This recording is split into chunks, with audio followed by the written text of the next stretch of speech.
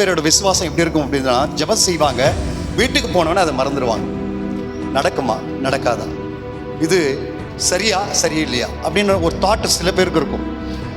எப்போ நீ ஜெபிக்க வேண்டியதை விசுவாசிக்கிறியோ அப்போ அவைகளை பெற்றுக்கொள்வ.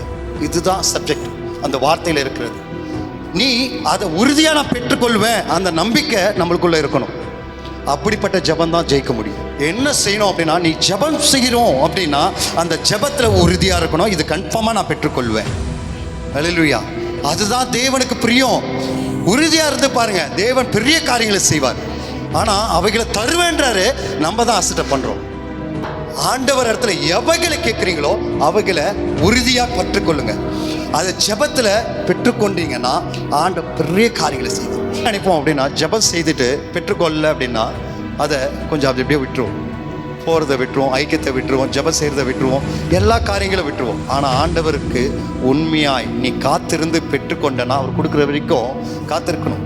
அதை பெற்றுக்கொண்டனா மகிமை எப்படிப்பட்ட பிதாவான மகிமைப்படுற வரைக்கும் உங்களுக்கு கொடுத்துட்டு தான் இருப்பார். நம்ம வாழ்க்கை செழிப்பாக இருக்கும் அப்படின்னா நம்ம விசுவாசித்தை தான் அதை பெற்றுக்கொள்ள முடியும். நம்ம வாழ்க்கை செழிப்பாக இருக்கும். ஹல்லேலூயா.